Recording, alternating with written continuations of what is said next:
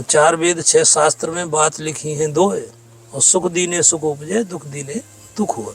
तो भक्ति स्वतंत्र सकल सुख खानी, जिस कार्य को करने से, जिस भावना में जीवन जीने से हम अपने आप को सुख महसूस करते हैं, वही भक्ति है। कर्तव्यम सु भोक्तव्यम, तुम करोगे तो तुमको मिलेगा। तुम परिवार के लिए करते हो तो परिवार से पूछो कि इस शरीर से जो पाप पुण्य बनता है, उस पाप पुण्य के भागीदार जब वो भाग मिलेगा, जैसे मान लीजिए कि अचानक अमृत मिला खाने को, तो घर वाले सब बांट के खा लेंगे, परंतु किसी ने एक बोतल जहर दे दिया तो सब लोग दूर हट जाएंगे। तो फिर कैसे माने परिवार हमसे और हम परिवार से जुड़े हैं। आप और जो हम जो चर्चा कर रहे हैं, ये आवाज़ कैच कर रहा है हमारी। दूसरा और कोई महाराज जी, एक थैला सा है, थोड़ी सी बेटा, मैं कैमरा आप नहीं दिखाऊंगा। देखो महाराज जी, हमारी सेवा असली होती है। इसके अंदर क्या है ये सिर्फ हमको पता है, इसके अंदर क्या है ये सिर्फ मुझे पता है और किसी को नहीं पता। इसे खोल कर नहीं दिखाऊंगा मैं। आप जब खोलेंगे तो ये वस्तु, इसे हम थैला में रख नहीं सकते, इसलिए मजबूरी है महाराज जी ये बाहर। महाराज जी कोई प्रश्न नहीं है मेरा, और कोई मेरा गलत उद्देश्य नहीं है। समस्त संसार के अंदर ऐसे भी जीव हैं जो ब्रज में नहीं आ पाते। और रही बात साधनों की, जैसा आपने कहा था अभी कि बहुत सारी शास्त्रों की दुकान खुली हुई है, कथावाचक एक से एक संसार में भरे पड़े, परंतु महाराज जी वो सब केवल एक किताबी तल तक बोल रहे हैं। शास्त्रों को स्वाध्याय तो कर सकता है जीव, लेकिन समझ नहीं सकता बिना गुरु के। किताबें तो वही की वही है सारी, फिर भी गुरु की आवश्यकता पड़ती है। आपका जो अनुभव होता है महाराज जी, उसकी वैल्यू है। मैं बस यही जानना चाहता हूँ। शब्दों का प्रैक्टिकल, हाँ महाराज जी, शब्दों का प्रैक्टिकल जिसकी समझ में नहीं आएगा, तब तक उसके पढ़ने न पढ़ने का कोई अर्थ नहीं निकलता। तो गुरु की आवश्यकता होती है ना, सभी जीवों को है। अब हर वस्तु के, हर क्षेत्र के अलग अलग गुरु होते हैं। जैसे किसी बच्चे को अपनी जीविका जीने के लिए, अब ये चालू तो नहीं है, ये चालू है महाराज जी, आवाज आ रही है हमारे इसमें। कोई महाराज जी आप हम हमारे हाथ में महाराज जी, आप जो आज्ञा करेंगे वही काट देंगे हम। आप जो आज्ञा करेंगे वो हम काट देंगे महाराज जी। इसमें से ऐसा नहीं है लाइव चल रहा हो ये। जय जय श्री राम। पूरा संसार चिल्ला रहा है भक्ति भक्ति भक्ति। भक्ति का स्वरूप है क्या महाराज जी? कैसे भक्ति कर रहे हो, क्या होती है भक्ति?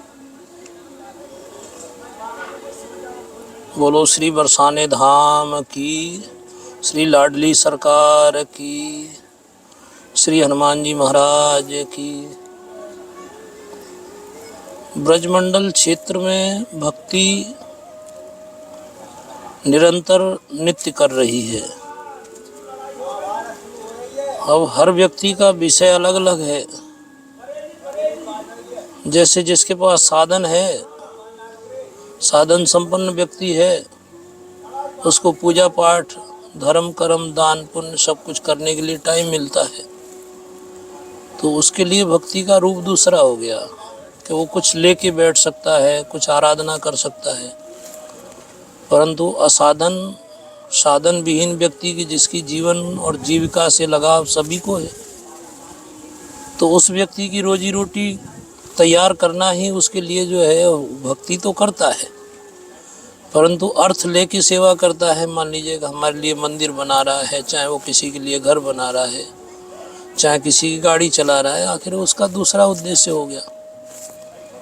तो भक्ति यही है कि भगवान अपने क्षेत्र में, अपने धाम में, अपने निकटतम किसी को जब परमात्मा अपनी तरफ लेता है, ठीक है ना, तो उससे भगवान अलग अलग प्रकार के कार्य उससे करवाता है। और वो परमात्मा की, हमारी आपकी दृष्टि में भेदभाव हो सकते हैं, परंतु ईश्वर की दृष्टि में वो संपूर्ण रूप से उनका भक्त है। वो सेवा करके खुश है, किसी की कोई सेवा लेके खुश है, ठीक है ना। तो भक्ति स्वतंत्र सकल सुख खानी, जिस कार्य को करने से, जिस भावना में जीवन जीने से हम अपने आप को सुख महसूस करते हैं, वही भक्ति है।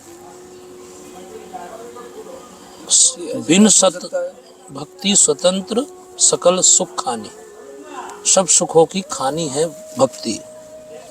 और हर प्राणी जिस कार्य में जिसको सुख महसूस हो रहा है, वही कार्य वो कर रहा है,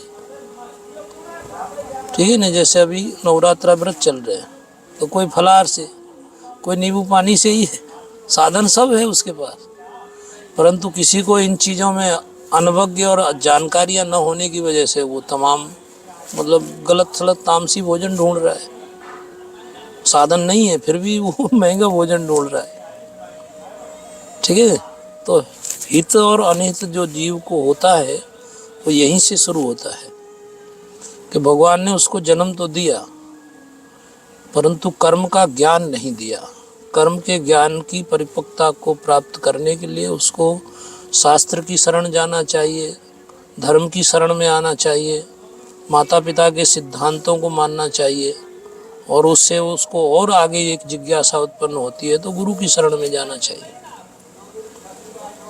गुरु की जो उपलब्धि है, गुरु जहाँ उपलब्ध होगा तो गुरु का मतलब सीधा सा अर्थ होता है कि जीव को ज्ञान संपन्न होना। ज्ञान संपन्न जब जीव होना चाहेगा तो निश्चित है उसको राम इच्छा से साकार ढूंढेगा और विकारों को हटाएगा। बिल्कुल ऐसा कहा जाता है जगत में कि अपने बच्चों का पालन पोषण करना ही भक्ति है। ये भक्ति है महाराज जी, अपने परिवार का पोषण करना? ऐसा नहीं है। बहुत से लोग बोल देते हैं महाराज जी ऐसा। वो उनकी जिम्मेदारियां, उनकी सोच वहीं तक सीमित है। ठीक है ना, ये बात तो वाल्मीकि जी के ऊपर घट गई और वाल्मीकि जी से ये उदाहरण सारे जगत को मिल गया कि वाल्मीकि जी जो कार्य करते थे तो सप्त ऋषियों को उन्होंने घेर लिया, सनकादिक महापुरुषों को।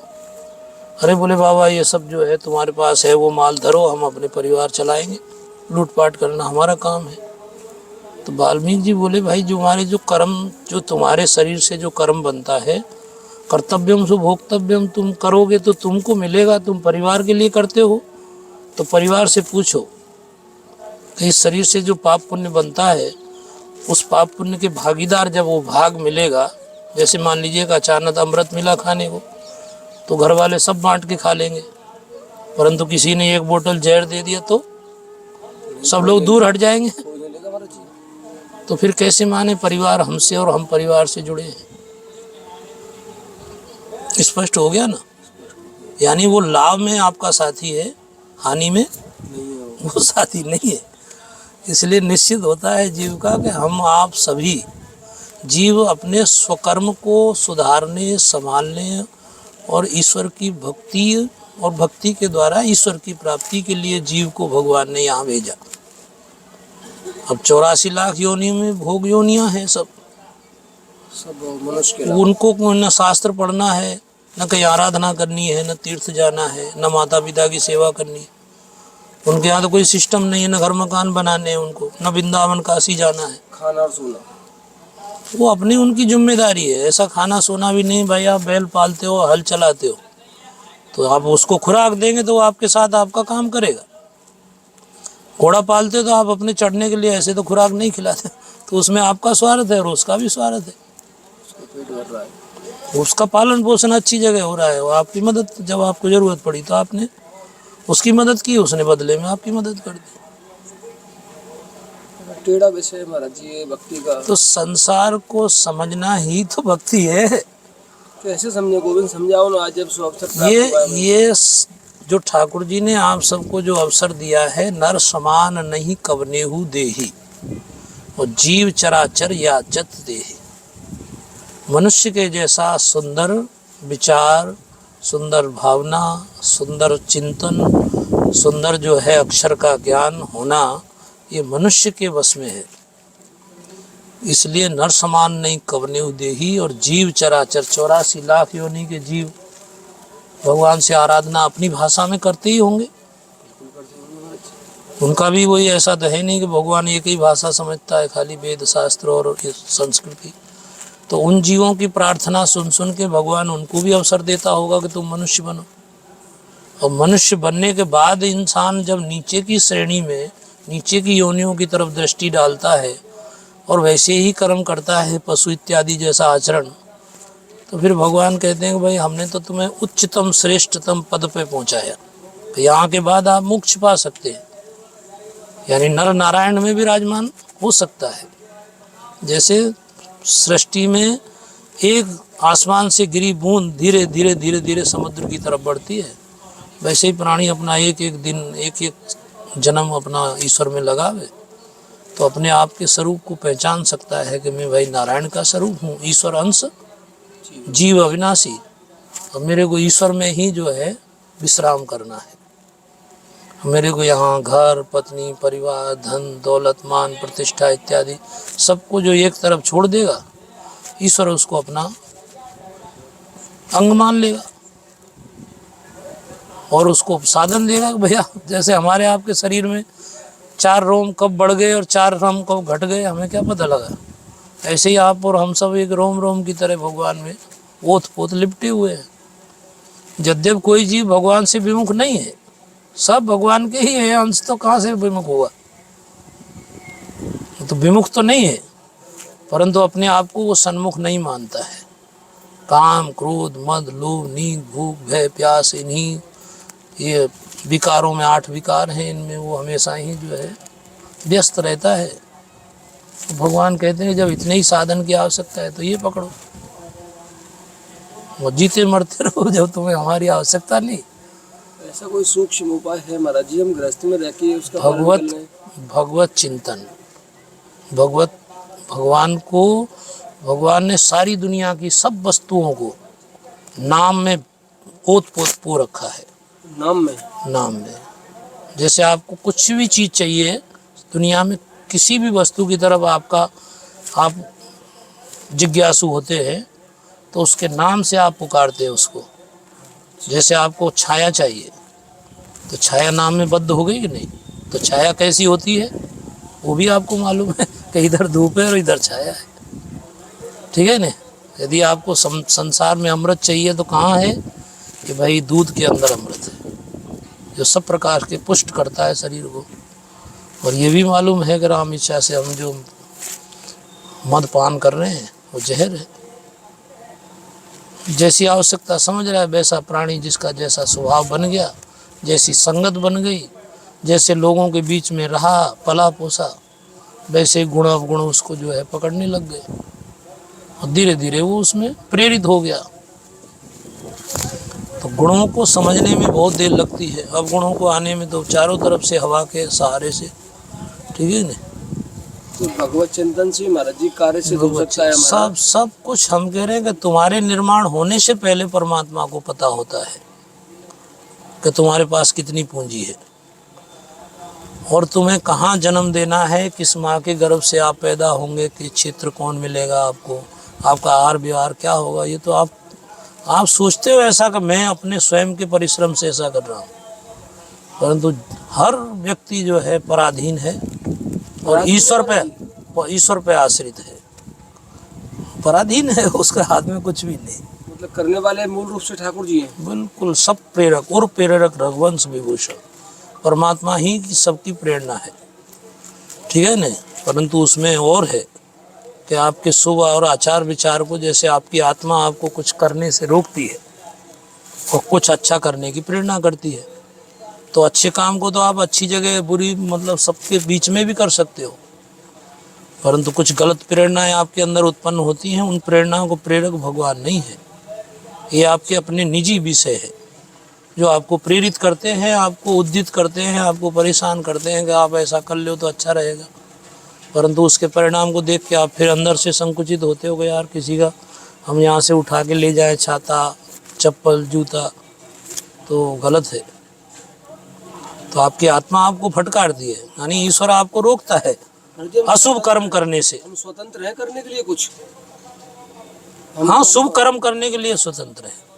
तो अशुभ आप करते तो उसके परिणाम को समझिए, स्वतंत्र नहीं है, उसका परिणाम आपके साथ है। जैसे मान लीजिए कि किसी को भूख लगती है तो वो ढूंढता है ना कि रसोई कहाँ है, आटा दाल कहाँ है, ये वो सब सारा विज्ञान उसके खोपड़ी में उतरने लगता है कब ये चीज़ की जरूरत पड़ेगी, और फिर तरीका नहीं आवे तो भी कुछ ना कुछ तो कर ही लेगा साधन देख के। परंतु जब तक उसको भूख नहीं है, जब तक उसको इस चीज़ का कोई आवश्यकता नहीं पड़ी कभी, तब तक उसको इन आडंबरों से कोई मतलब भी नहीं है। महाराज जी, ये गृहस्थ और संतों के जो मध्य का जो रास्ता है आपने ये चुना, ये कौन सी स्टेज है? ये गृहस्थ में रह के सारे कार्य हो सकते हैं, भगवत प्राप्ति हो सकती है, तो आप संन्यास लेके विरक्त क्यों बनते हैं महाराज जी? वर्णाश्रमों का अलग अलग वर्णन है ना, गृहस्थ आश्रम अलग है, वानप्रस्थ आश्रम अलग है, संन्यास आश्रम अलग है। तो भगवान ने जिस जीव को जिस कार्य के लिए भेजा है, प्रभु आयस जेई कहूँ जस आई, ठीक है न। ना अपनी मर्जी से कोई राम इच्छा से हाथी बनता है, ना अपनी मर्जी से कोई घोड़ा बनता है। ये भगवान की एजेंसी से जो जितने हमारे आपके पास शरीर होते हैं, वो परमात्मा ही निर्धारित करता है कि इस जीव की धारणा, प्रेरणा और विचार कैसे है। फिर भगवान उसको अमुक परिवार में जन्म देने के बाद में उससे वो कार्य कराने के लिए भगवान स्वयं उसको खड़ा करते। जब प्रेरणा सबकी भगवान है तो हम तुम कौन होते हैं कुछ बनने और बनाने वाले किसी को। ये स्वतः ही जीव अपने आप, इसलिए स्वचालित संसार है, स्वचालित बताया था। ये अपने आप चल रहा है। हम आपको ऐसा लग रहा है कि हम सब एक मतलब जो है एक सदस्य की तरह जो है काम कर रहे हैं इसमें। तो वो सदस्य की तरह काम करना ही एक ईश्वर की प्रेरणा है कि आपको इतने समय तक ये काम करना है, इतने समय तक आपको ये काम करना है। आप अपनी दिनचर्या ऐसी पवित्र बनाओ जिससे जहाँ भी आप बैठे, जहाँ भी आप रहे, जहाँ भी कुछ कोई शब्द बोले, उससे कुछ लोगों को सुख महसूस हो। ये हो गया सामाजिक प्राणी, ठीक है न। और विकारों से रहित प्राणी अपने आप जो है यहाँ वहाँ आड़ ढूंढता फिरता है, नाना प्रकार के कर्म कुकर्म करता है। यही सब अंतर है। तो भगवान को हमने नहीं चुना, भगवान ने हमको चुना कि आप मेरे प्रतिनिधि बन के जो है मेरा प्रचार करो। हजारों लाखों लोगों में से सब लोग एक ही तरफ थोड़े भागेंगे, नहीं तो सृष्टि का बैलेंस बिगड़ जाएगा नहीं। इसलिए संतुलन बनाने के लिए भगवान ने, जैसे 100 बच्चों के ऊपर एक शिक्षक होता है नहीं, उसी तरह से भगवान ने ही अपने आप वो प्रेरणा दी है कि आप बच्चों को बच्चा बनना है, गुरु को गुरु बनना है, शिष्य को शिष्य बनना है, सेवक को सेवक बनना है, स्वामी को स्वामी बनना है। माता पिता बनने की जिनको आवश्यकता है वो माता पिता बनते हैं, ठीक है ना। और जिनको नहीं आवश्यकता होती है वो माता पिता को प्रणाम करके वहीं से कि भाई हम तो बच्चे ही रहना चाहते हैं, माता पिता बनने की सामर्थ्य हमारे अंदर नहीं है। इसलिए वो शादी विवाह इत्यादि ऐसी वस्तुओं से दूर हट जाते हैं। वही भगवान का भजन करो। कितना समय हो गया आपको व्रत भाव में? राम राम राम राम हो गया काफ़ी समय। केवल महाराज जी एक अंतिम प्रश्न और करना चाहूँगा, अगर आपकी आज्ञा हो तो। केवल अंतिम प्रश्न, संसार के समस्त जीव माँ के गर्भ में से गृहस्थी पैदा होते हैं? जब हम गर्भ से जन्म लेते हैं गृहस्थ में ही जन्म लेते हैं महाराज जी? सब जन्म तो गृहस्थ में होता है सबका, बाद में वो व्रत बने या वो अत्याचारी बने या सन्यासी बने वो बाद की बात है महाराज जी। तो आपने जिस दिन पहली बार अपना गृहस्थ छोड़ा उस दिन कोई तो घटना ऐसी घटी होगी आपके साथ जो आपको गृहस्थ नश्वर लगा और यह सदमार्ग लगा आपको।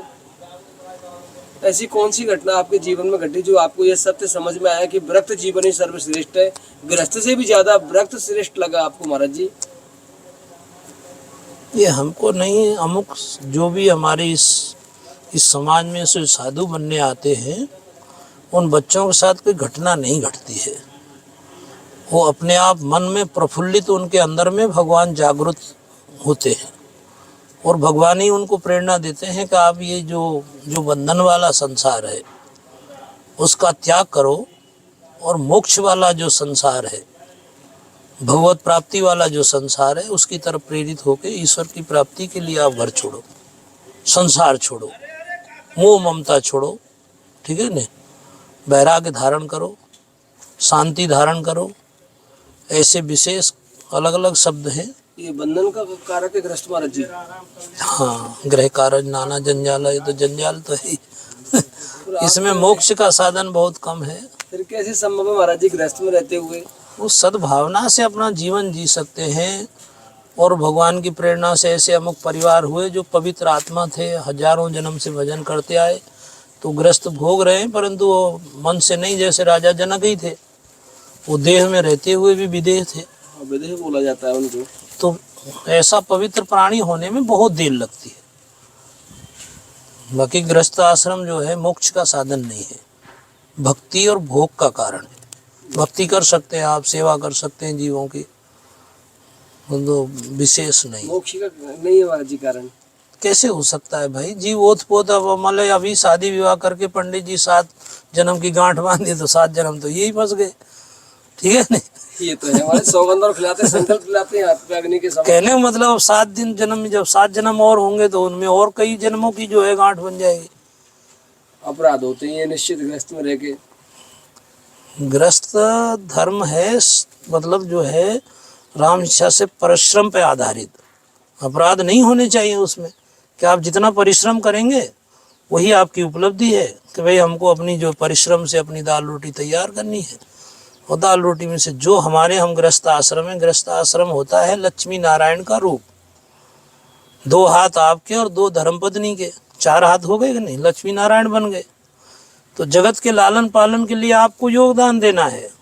जैसे आपको किसी ने जन्म दिया, उसी तरह से गृहस्थ आश्रम में प्रवेश करने के बाद में आप 2 बच्चों को, 1 बच्चे को जन्म दे के आप अपने संसार को आगे बढ़ाओ। और वही पुनर्जन्म पुनर्मरणम पुनर्जन्नी के जठरे सैनम भज गोविंदम भज गोविंदम। यहाँ शंकर स्वयं शंकराचार्य बन के आके लोगों को उपदेश दिया। शंकर भगवान ने जगत गुरु बन के कि भाई तुम जो है भक्ति करो और मोक्ष पाओ, परंतु कहाँ स्वीकार किया लोगों ने। तो हमारी भी मजबूरियां ये हो जाती हैं कि हम जब गृहस्थ परिवार देखते हैं वो सेवा करता है हमारी, तो हम सोचते हैं हाँ भक्त इसी में मोक्ष हो जाएगी। तो इतना कर रहा है उतना ही काफ़ी है। कम से कम गृहस्थ परिवार में रह के भगवत चिंतन कर ले रहा है, ये उसके लिए सद्भावना युक्त काफ़ी है। इसलिए गृहस्थ में ऐसा जरूरी नहीं है कि अपराधों से भरा है। गृहस्थ आश्रम भी बड़ा अच्छा है, पवित्र है, भावना युक्त है। उसमें बहुत से साधन हैं जिससे धर्म कर्म से युक्त जीवन, लंबा प्राणी जीवन जीना होता है। उसको 1, 2, 5, 10 वर्ष का तो जीवन नहीं होता। तो लंबा जीवन जीने के लिए गृहस्थ आश्रम विशेष करके लोगों को लाभकारी लगा, इसलिए समाज में ज़्यादातर ग्रस्त होते हैं। एक को देख के एक को देख के एक, उसे यही इसी प्रेरणा में लगे रहता है कि भाई चलो हम भी शादी कर लें, एक छोटा सा घर बसाएं, ये करें वो करें, अपना 3 फेरे करके लंबी जिंदगी जी लें। भगवान पे विश्वास कम होता है। साधु बनने का मतलब ज़्यादा यही होता है कि आज तो भगवान ने जो दाल रोटी दिया ठीक है, कल कब कहाँ देगा हमें पता नहीं, राम भरोसे निकल पड़े। अब भगवान ज़्यादा दे रहा है, 56 भोग खा रहे हैं या फिर रोज़ मठ मंदिर बना रहे हैं, ये भगवान की प्रेरणा से हो रहा है। जो कोई हमें आज पूछता है कि महाराज जी कुछ खाओगे पियोगे रुकोगे रहोगे, हमारे यहाँ आ जाओ, हमारे यहाँ से यहाँ ऐसी चीज़ ले लो, ये ले लो वो ले लो सब, तो गृहस्थ आश्रम अपना दान धर्म करके वो अपनी मानवता का जो है परिचय देता है कि भाई हम इसमें जीवन में जो गृहस्थ आश्रम पाल रहे हैं उससे हम जो है दूसरे भी और आश्रमों का पालन करेंगे। ऐसे विचारधाराएं हैं। जय श्री राधे राधे। आनंद आ गया महाराज जी, जो हृदय को तसल्ली मिली और शब्द नहीं है मेरे पास। चलो अच्छी बात है, बंद कर दो इसको बस। हाँ महाराज जी से बंद करवा रहा हूँ मैं, आपके हृदय से ऋणी हूँ गोविंद। भगवान की कृपा है आप पे। हाँ महाराज जी, आप भगवान का आभार व्यक्त करना चाहिए कि भगवान ने हमें मानव बनाया है।